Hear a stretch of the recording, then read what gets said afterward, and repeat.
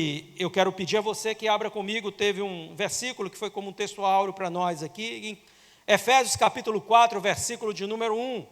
Então eu quero compartilhar com vocês aqui um ensinamento e que o seu coração esteja aí aberto para o aprendizado da palavra de Deus, que é tão importante para as nossas vidas.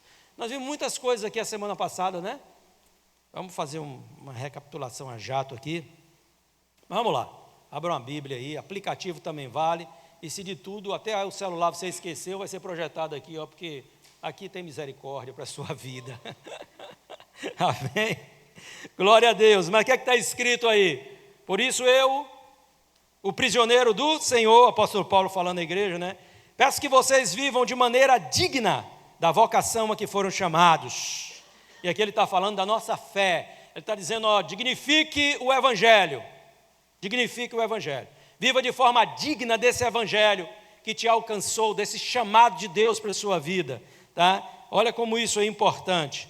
E muitos de nós cristãos não têm dignificado o Evangelho. Haja vista tantos escândalos que a gente tem visto por aí, não é?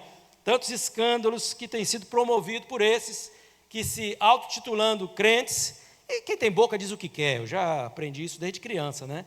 Uma pessoa diz que é crente, às vezes não é, ou às vezes é, mas precisa desenvolver o seu caráter cristão. E o apóstolo Paulo, ele entendia muito bem disso. Ele lidava com as crises, né, que existiam dentro das próprias congregações. Não poucas vezes ele escreveu, né, aquilo que é registrado, e muito do que não foi registrado, mas que ele lidou pessoalmente, tá, em relação a esses problemas que, em função do nosso caráter, que está em construção, as nossas faltas, as nossas carnalidades se afloram, e muitas vezes ali nós somos, digamos assim, né, aqueles cristãos carnais, como o próprio apóstolo Paulo chama os irmãos ali em Corinto, porque estavam vivendo de forma faccionada. Eu sou de Apolo, eu sou de Paulo, eu sou de Cristo, né, e tal. Olha que coisa, né? Então assim, ó, gente, ele sabia que a única forma da igreja ser fortalecida, e não tem outra forma, não adianta você dizer, porque eu tive uma... Não, olha, você quer ser um crente, um cristão forte, meu irmão. Nós vimos isso aqui a partir da semana passada. Você precisa conhecer e viver a doutrina da palavra de Deus.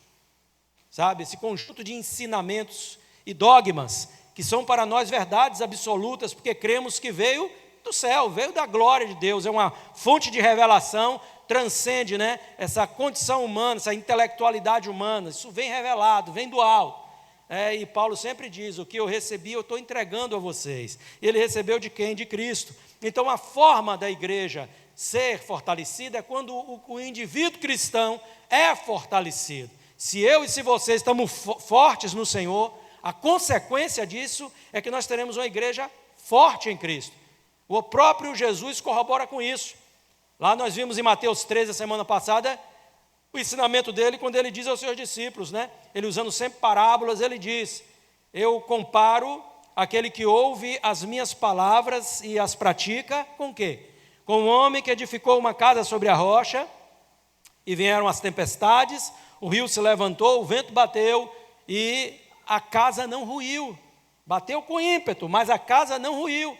Mas também aquele que ouve as minhas palavras e não as pratica, olha só, não guardou a doutrina no seu coração, não viveu a doutrina. O que é que ele compara? Com aquele homem que edificou uma casa, não é? Mas vieram as chuvas, os rios transbordaram, bateu os ventos com ímpeto, e a casa não foi construída sobre a rocha. Nessa segunda situação foi construída sobre a areia e veio a ruir. Então, a doutrina, a palavra de Cristo é um alicerce para as nossas vidas, tá? E a vivência, as experiências com esta palavra é a construção, é a edificação de nossas vidas no Senhor. Então é muito importante que você guarde isso. Nós vimos essas questões, qual era o método de Paulo para fortalecer as igrejas, a doutrina. E nós vimos algumas coisas a partir do capítulo de número 4, nós falamos aqui bem rapidamente para você.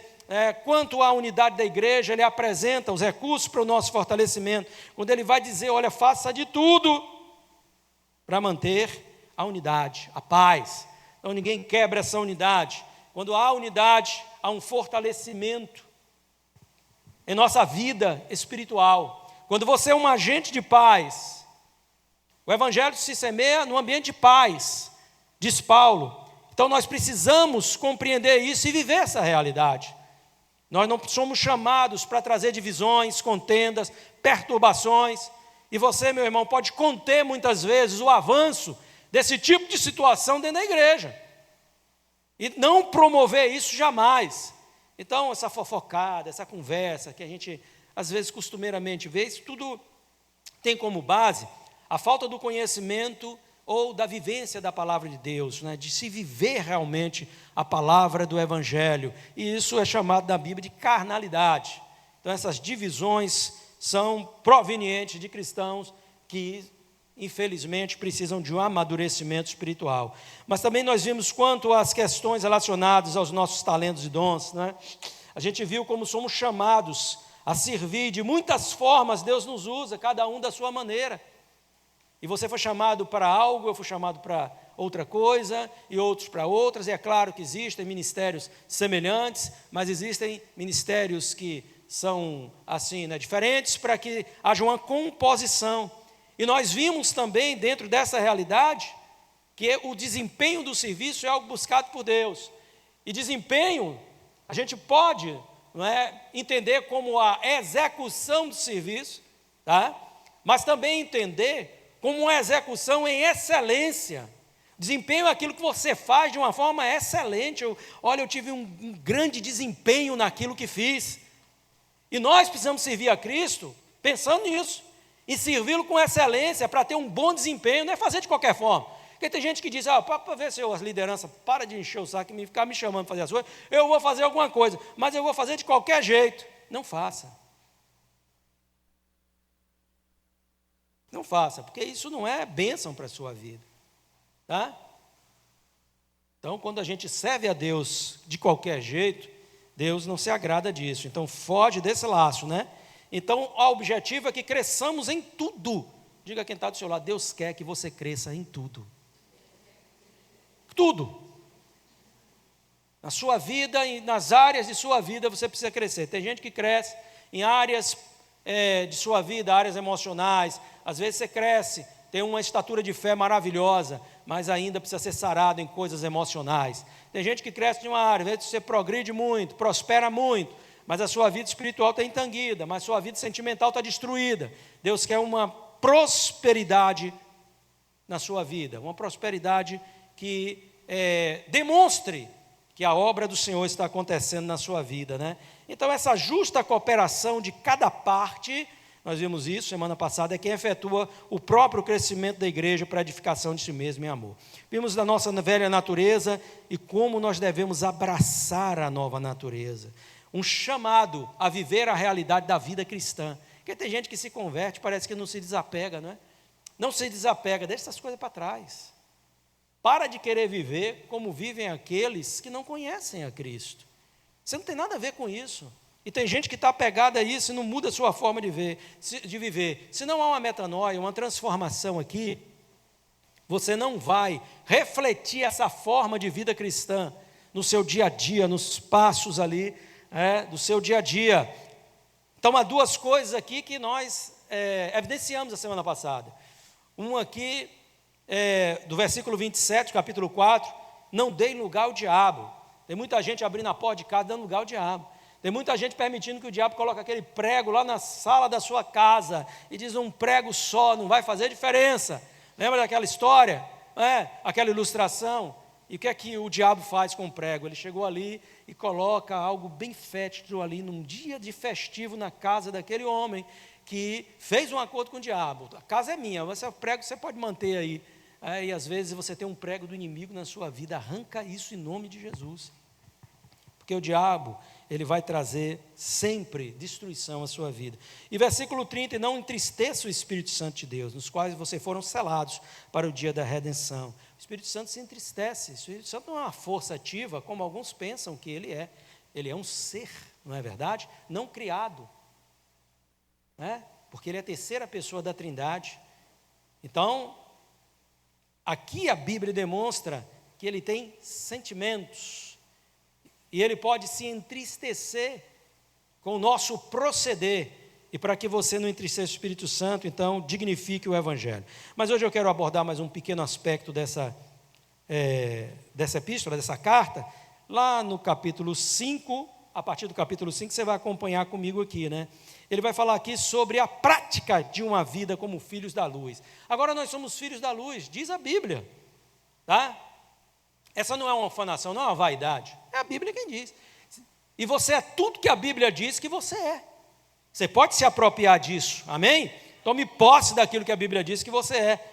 E você pode tudo que a Bíblia diz que você pode, você tem tudo aquilo que a Bíblia diz que você tem em Cristo, tá certo? Então pode se apropriando disso, mas o que é que o apóstolo Paulo nos ensina? Ele começa aqui no capítulo 5, versículo 1, dizendo o seguinte: portanto, sejam imitadores de Deus como filhos amados. Caramba, estreitou, hein?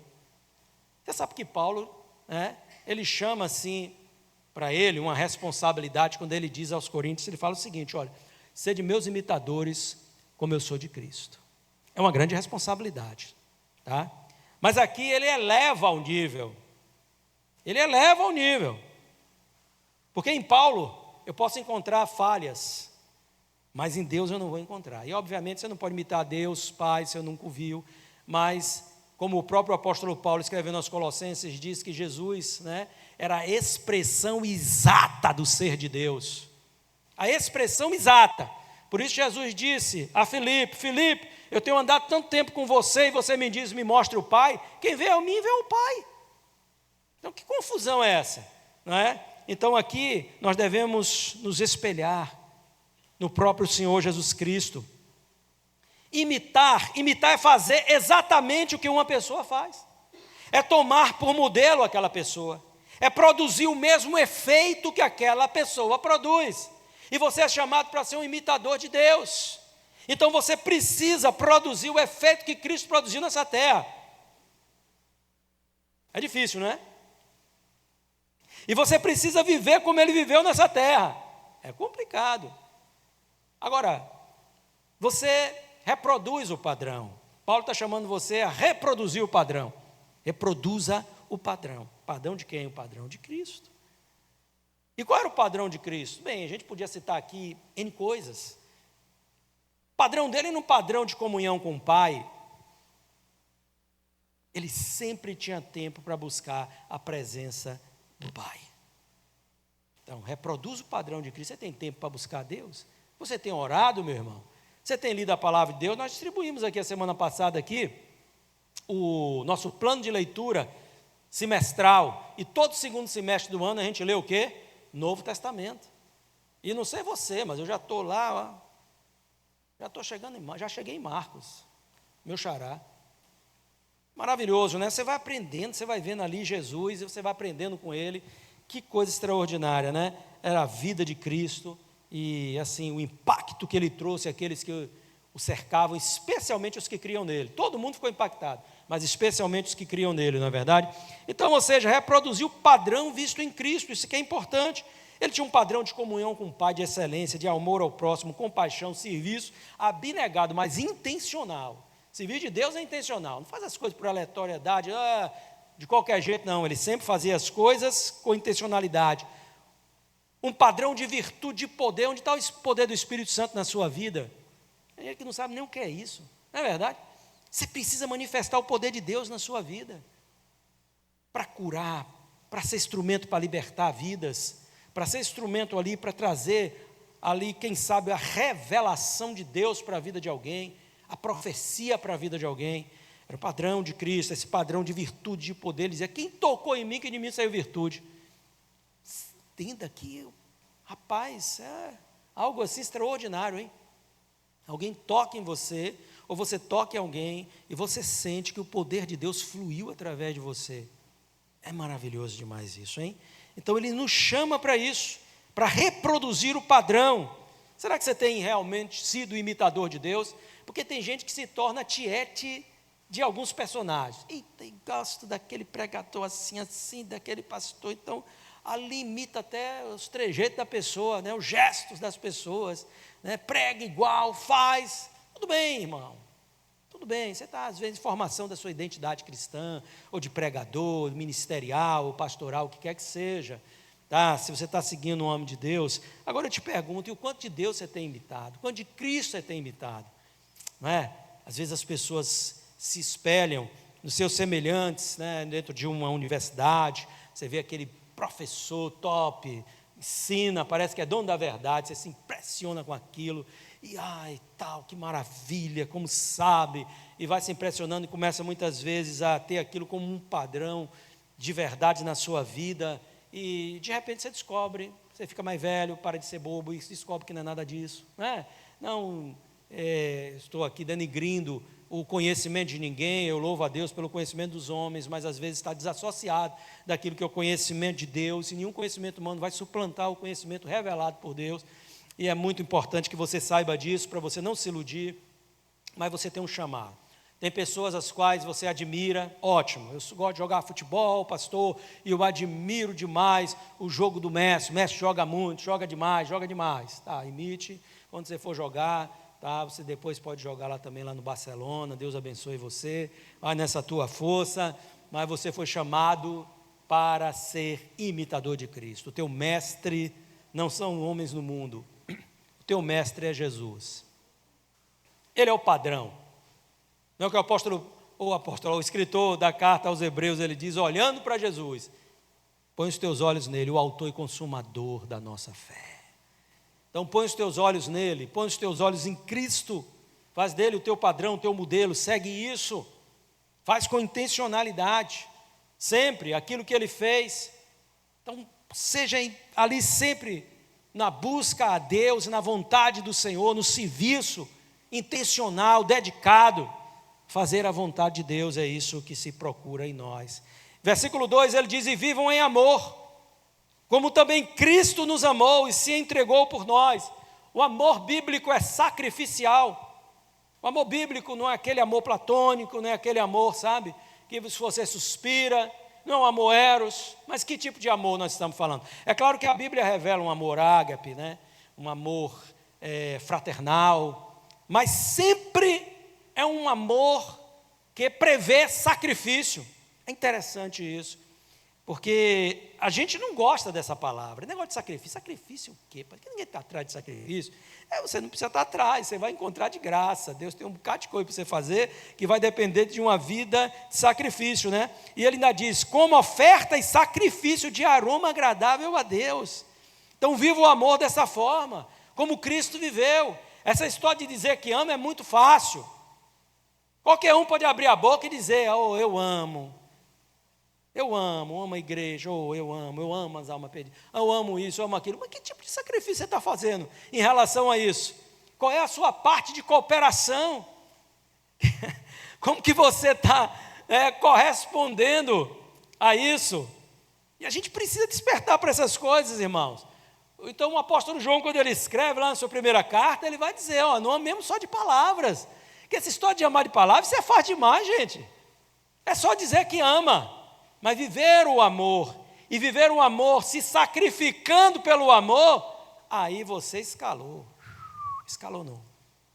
aí você subiu, no sentido de subir, mas também de escalonar, no sentido de ir mais além, né? Você foi além, você deu um passo a mais, você está em outro patamar. Então não é só dizer, é viver, e o viver tem custo. O viver tem custo, ou não tem? Tem custo. Tudo custa alguma coisa, até amar. Amar tem custo. Aí você inventou de casar, arrumou uma mulher, olha o custo que isso te dá. Amém? É ou não é? Vocês também, mulheres. É ou não é? Marido dá custo, não dá? Olha, Jesus já encontrou as mulheres aí, estou vendo, glória a Deus, aleluia, está vendo? Aí ele vai dizendo que a imoralidade sexual e toda impureza ou avareza não sejam nem sequer mencionada entre vocês, como convém a santos. Aqui ele está batendo de novo na avareza, né? O apóstolo Paulo está colocando em uma categoria de reprovação de Deus, tanto esse pecado de imoralidade sexual como a avareza. Ele vai dizer, a avareza é como a idolatria, porque o avarento se torna idólatra do seu dinheiro. Ah, miséria, não é verdade? Então assim, ó, olha para isso, como Paulo vai ser enfático em relação a isso, ó. Se você é um filho da luz, como é que vai viver? Com as obras das trevas. Não há compatibilidade. Não usem linguagem grosseira, não digam coisas tolas nem indecentes. Por isso não convém, não convém, né? Mas ele diz, pelo contrário, digam palavras de ações de graça.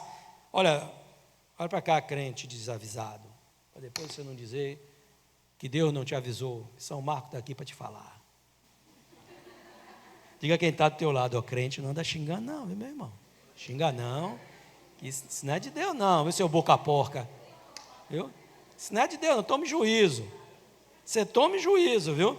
Crente não anda com esse negócio de xingamento, palavra chula, passa ali, pastor, é o trânsito, vai te converter, rapaz, vai, negócio de trânsito. A Bíblia diz que a gente tem que ter domínio próprio. Você tem vontade de matar, mas não mata, cara, vai te xingar porque você está com raiva, que é isso? Irai-vos, mas não pequeis, não é isso que a Bíblia diz, não é verdade? Então olha aí, ó, nem linguagem grosseira, nessas coisas, então não convém isso não.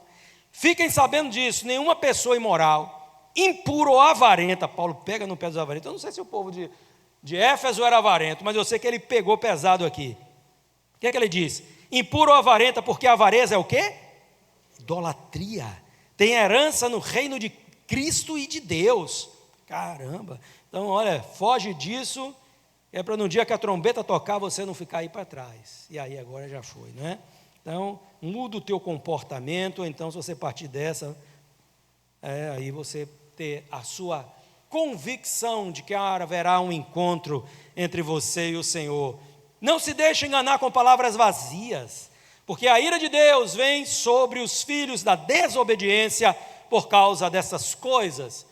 Porque muita gente prega que essas coisas não tem problema nenhum. Você pode ser um crente baladeiro. O que é que tem? Negócio de crente baladeiro, vai para a tua balada lá. Aí Paulo diz, vai nessa, vai que aqui ele está dizendo, olha, o reino de Deus não é de qualquer forma não, meu irmão. Você precisa tomar juízo. Tá? Eu posso ser um crente que faço isso, aquilo outro. Fazer, você pode fazer, se Deus lhe deu o livre-arbítrio, né? Agora, o caminho que você está trilhando não é o caminho que te vai conduzir à vida eterna. Então, toma juízo e pratica as obras dos filhos da luz. Este é o resumo da mensagem de Paulo, né? Portanto, não participem daquilo que eles fazem. Mas todo mundo faz. Deixa todo mundo para lá. Cada um vai dar conta de si mesmo ao Senhor. Porque no passado vocês eram trevas. Isso é forte, irmão. Ele não está dizendo aqui, né, porque vocês eram ruins, porque vocês eram miseráveis, que vocês eram trevas, não. Essa é uma condição de quem não está em Cristo, e aí ele está falando de espiritualmente. Você pode ter até um padrão moral elevado, mas quando nós não estamos em Cristo, é isso que nós somos do ponto de vista espiritual. Quem não é luz é? Então, cuidado, viu? Cuidado. Ou você aos olhos de Deus é luz, ou você aos olhos de Deus é trevas. Pastor, não dá para ser aquela luzinha meio ofuscada. É brincadeira? Dá não, meu irmão. De Deus ali tem que ser assim, ó, bem brilhante. Não dá para ser luz meia boca não, que não resolve. Tá? Vamos lá, o que mais? Porque o fruto da luz consiste em toda bondade, justiça e verdade. Olha aí. Aqui ele está citando algumas coisas, né, meu irmão? Bondade. Então você precisa ser uma pessoa boa, generosa, tá? E ser bom não é ser bobo, não, tá? Não seja bobo dizendo que você é bom. Você pode ser bom sem ser bobo. Então, haja com bondade e ajude a quem precisa. E isso basta ao Senhor. A justiça, exerça a justiça com todos e a verdade. O que é a verdade? A tua palavra é a verdade. Não foi o que Jesus disse na sua oração sacerdotal em João 17? Claro que foi, tá certo?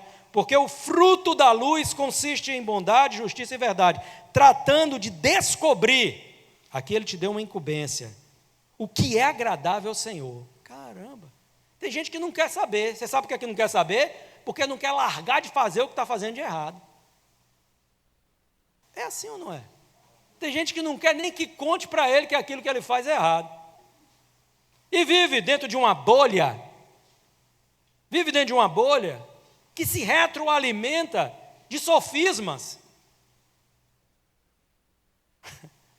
É incrível isso. Então a pessoa se cerca de pessoas que validam o que elas fazem, o que ela está fazendo. E quando já chega ali, você diz assim, irmão, isso não é coisa de crente não, irmão. Não gosta. É ou não é? Não gosta. Esse negócio de crente não faz essas coisas não. O sujeito se desbandeira no carnaval e depois diz assim, mas irmão, fulano e ciclano, uau, o que é que a palavra de Deus está nos ensinando aqui? É isso? Não. O Senhor está buscando em nós uma maneira de viver que seja digna do Evangelho. Será que Jesus está lá? Rapaz, tu vai só, porque nem os anjos vão te acompanhar. Então, esse é o seu lugar. Então, tenha juízo. Quando alguém chega e diz, velho, tu sai disso, que isso não é de Deus, não. Isso não é de Deus para a sua vida. Achar ruim, né? Irmão, não tem amor. Tanto tem amor que está falando a verdade. Quem não tem amor é que anda mentindo para você. Que anda te enganando, como tem um bocado por aí desavisado. Né? Porque fica se retroalimentando dessas inverdades. Porque no passado vocês eram trevas. Mas eu esqueci. Há uma incumbência que nos foi dado aqui, tratando de descobrir. Para quem foi dada essa incumbência? Diga nessa manhã, para mim. Porque às vezes você acha que todo mundo é responsável por sua vida. Todo mundo é responsável por sua vida. Aí quando você erra, a culpa não. A culpa nunca é sua. A culpa é do pastor, a culpa é da liderança da célula, a culpa é da liderança do seu ministério. É ou não é? A culpa é do professor lá da classe bíblica, a culpa é de não sei quem. Todo mundo tem culpa, menos você. Aqui Deus está dizendo, olha, trate de descobrir, a palavra de Deus está dizendo, trate de descobrir o que é o quê? Agradável ao Senhor. Procura descobrir.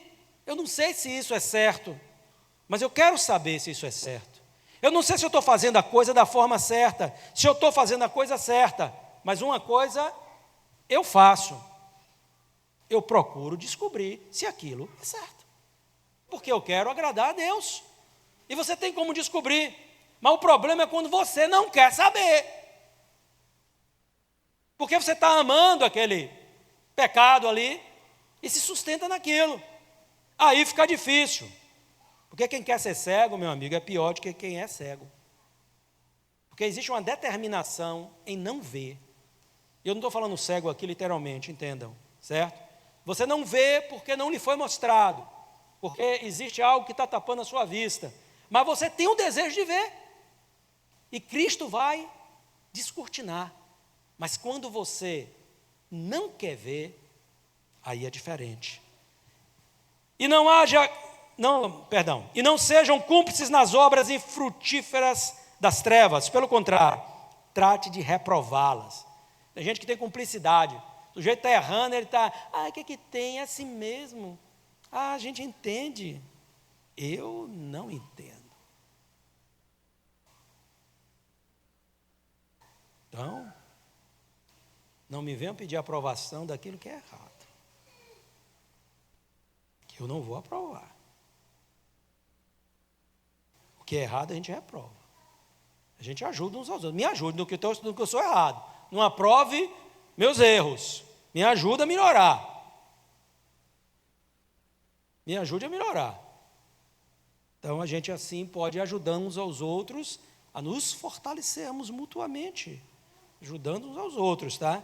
Pois naquilo que eles fazem em segredo, é vergonhoso até mencionar. Mas todas as coisas, quando reprovadas pela luz, se tornam manifestas. Porque tudo o que se manifesta é luz. Quando a luz bate em cima, meu amigo, não adianta dizer que limpou. As impurezas vão estar ali. Quando a luz bate em cima, não adianta dizer que arrumou. Vai se perceber se está arrumado ou desarrumado, organizado ou desorganizado. Quando essa luz aqui, a luz da palavra, bate em cima, ela demonstra as imperfeições, as impurezas. E imperfeições tem um trabalhar de Cristo, mas quando a impureza é mantida, aí a coisa fica difícil, né? Por isso é que se diz, desperta você que está dormindo. Isso é para quem está dormindo aí, viu? Espiritualmente. Desperte você que está dormindo. Levante-se dentre os mortos e Cristo te iluminará. E Cristo vai iluminar você. Desperte. Levante-se. Você pode se levantar. Você pode se despertar. Pastor, eu preciso de um agente exterior que me desperte. Às vezes Deus usa dessa forma. Mas eu quero dizer que existe o Espírito Santo no seu coração, que está testificando dentro de você, que está falando com você, e que pode transicionar essa realidade, ajudar você a mudar no seu comportamento, naquilo que você tem feito de errado. Desperta para isso. E uma vez que o Espírito Santo inquietou você, aí você tem que tomar atitude, levantar-se. Não fica prostrado. É fantástico quando o filho pródigo, ele cai em si. E a Bíblia diz lá, no texto de Lucas, né, e caindo em si, ele disse, vem cá, eu estou aqui comendo sobras dos porcos. Na casa do meu pai há tanta fartura para os seus servos. Aí ele diz o quê? Vou me levantar e voltei com meu pai. E direi, pai, pequei contra os céus e contra a terra, não sou digno de te chamar teu filho, apenas me receba como um dos teus servos. Ele prepara o seu discurso, mas é fantástico porque ele desperta, a ficha cai, e ele diz, que tipo de vida miserável, medíocre eu estou vivendo, sendo que há tanta riqueza na casa de meu pai? O que eu estou fazendo aqui? E tem hora que a gente espiritualmente está vivendo assim, muitas derrotas, muitos problemas, aprisionado a pequenas fraquezas pecaminosas, e hora de você despertar. E a gente está aqui para ajudar você a despertar também. Aí você precisa se levantar. Você precisa determinar, hoje eu vou me levantar. Eu não vou continuar assim. Eu não vou continuar esse crente meia boca que eu tenho sido. Eu não vou continuar esse crente que escandaliza, esse crente que vive, que está no meio de gente, que nem sabe se é crente, se não é. Não faço diferença onde eu estou, não brilho como luz, não salgo como sal. Hoje eu vou me levantar e eu vou viver de forma diferente, porque assim que você desperta e se levanta, o que é que vem? Vem a luz de Deus. Cristo traz luz para o teu caminho, traz luz para a tua vida. Portanto, tenham cuidado com a maneira que vocês vivam não como tolos, mas como sábios, aproveitando bem o tempo, porque os dias são maus. Por esta razão não sejam insensatos, mas procurem compreender o que é a vontade, qual é a vontade do Senhor. Não sejam insensatos, mas mais uma vez aqui, procurem compreender qual é a vontade do Senhor. Mais uma vez ele nos exorta a isso. Vamos procurar, gente, saber o que é que Deus quer para a nossa vida. Essa história de eu acho, porque eu penso que é assim. Ai, porque você pensa que é desse jeito, mas grandes coisas você é. As coisas são como Deus diz que elas são e não como a gente quer que elas sejam. Nosso querer precisa se moldar à vontade de Deus e não prevalecer o que eu acho, o que eu quero, o que eu gosto. E eu estou falando isso aqui em relação à vontade de Deus, tá? Não estou falando das coisas periféricas, né? Aquilo que você gosta, que é seu, que é propriamente seu, que não estou falando nada disso. Mas estou falando do que é a vontade de Deus. Ah, mas eu gosto disso. Ué, e daí? Se eu gosto de alguma coisa que Deus não gosta, o que eu tenho que fazer? Abandonar o que eu gosto, para que eu não esteja em pecado diante de Deus. Melhor é agradar a Deus do que os homens. E nós somos o quê? Homens. Então prefiro agradar a Deus do que agradar a sua carne, agradar a sua vontade. Ah, pastor, mas é bom, filho, mas te leva para o inferno. Tu prefere para o inferno ou para o céu? Eu acho que para o céu, não é verdade? Acho que você prefere estar na presença de Deus, né? Então, cai fora dessas coisas. E não se embriague com vinho, pois isso leva à devassidão. Mas deixem-se encher do Espírito. Então, aqui ele está condenando o quê? A embriaguez. A embriaguez. Ele não está fazendo condenação a pessoa tomar um cálice de vinho. Se bem que o grande problema de quem bebe é que um dia, não é, ele começa com pouco. Então, querido, tenha cuidado com isso e não seja exemplo, muitas vezes, para um filho que pode não ter o limite que você tem e depois você tem alguém com problemas de álcool dentro da sua casa. Então, seja sábio nisso, tá? Mas o que ele está condenando aqui é embriaguez, está dizendo, você não vai se embriagar com vinho. Mas, por outro lado, ele está trazendo uma outra condenação. A primeira é a embriaguez, mas a segunda é o quê? É estar vazio do Espírito Santo. O mesmo texto que diz não se embriague com vinho, não diz mais enche do Espírito Santo. Se você não se embriaga com vinho, mas não se enche do Espírito Santo, você é tão errado quanto. Encher do Espírito Santo não é uma questão para alguns dentro da igreja, para um grupo de liderança dentro da igreja. Encher do Espírito Santo é uma condição para todos nós. É um desafio, mas é uma ordenança aqui, mas enchei-vos. É um imperativo aqui, né, do Espírito Santo, falando entre vocês. Aqui ele ainda vai ensinando aqui como é que você se enche. Não é só assim, mas ele está falando aqui algumas coisas. Com salmos, hinos e cânticos espirituais, cantando e louvando com o coração ao Senhor, dando sempre graças por tudo ao nosso Deus e Pai, em nome do nosso Senhor Jesus Cristo. Amém? Amém, queridos? Espero que você tenha aprendido um pouquinho mais nessa manhã e que Deus esteja completando essa boa obra no seu coração. Depois a gente vai seguir aqui com a nossa lição, mas eu quero orar contigo para a celebração da nossa ceia. Vamos nos colocar em pé, fazer uma oração, e logo após a oração a gente vai fazer nosso ofertório e depois a celebração de nossa ceia, tá? Vamos lá, feche teus olhos aí. Aquilo que o Espírito Santo falou com você nessa manhã, né, manhã de ensino, e consequentemente manhã de conhecimento, de aprendizado, aquilo que você foi tocado aí. Então essa é a área que você precisa orar.